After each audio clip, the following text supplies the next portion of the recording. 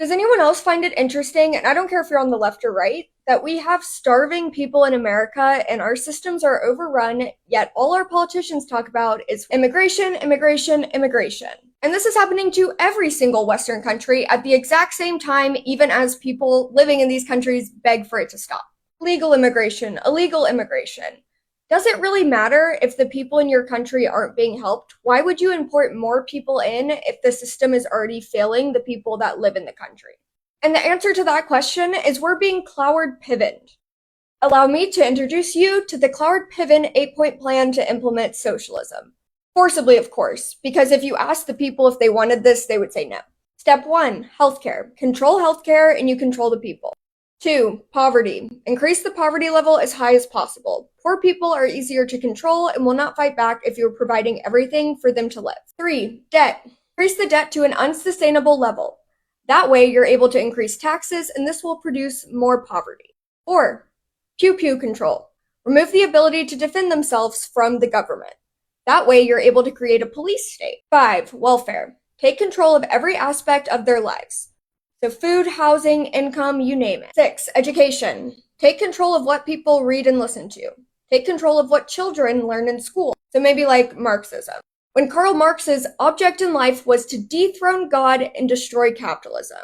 He was a really great dude. 7, religion. Oh, there we go. Remove the belief in God from the government and school. Last but not least, 8, class warfare. Divide the people into the wealthy and the poor. This will cause more discontent and it will be easier to take or tax the wealthy with the support of the poor. Essentially, this is the goal with the mass unregulated immigration. They want to overburden all capitalist societies until they collapse. Then, conveniently, they'll be ready to reinstate a global government to be able to help you out and give everyone universal basic income. And in this day and age, I imagine that would be done with digital currencies, meaning if you go against the system, they can instantly wipe it in a second. Nothing you own is really yours. Both Cloward and Piven were evil, and they both knew that things like welfare, similar to the free bread given out in Rome before its fall, actually weakened the poor because it gave them a social safety net that allowed for them to essentially be lazy. I think during the pandemic, when they gave out checks, I'm not saying it's the wrong thing to do to help people, but what I'm saying is when they gave that out and the checks people were getting for unemployment paid more than what they got to work, well, of course, no one wants to work. Because people are much easier to control when they love their slavery, or when they live in fear, or they expect the government to pick them up and save them in any given crisis. And since capitalism, though it does have its flaws, and by the way, what y'all have a problem with capitalism now is we don't have capitalism. We don't have free markets. We have government granted monopolies, which means we have corporatocracies. Basically, if we were to implement socialism, and here's my best explanation for why it wouldn't work. Name me one politician you trust giving complete and total control. And I don't care which side of the aisle you're on. I hope your answer to that question is none of them. I see people talk about how all the Western politicians are incompetent.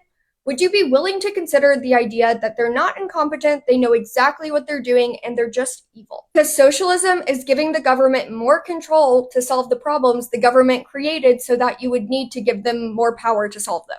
So it's a completely manufactured problem that could be solved tomorrow if you had leaders or people that cared about you.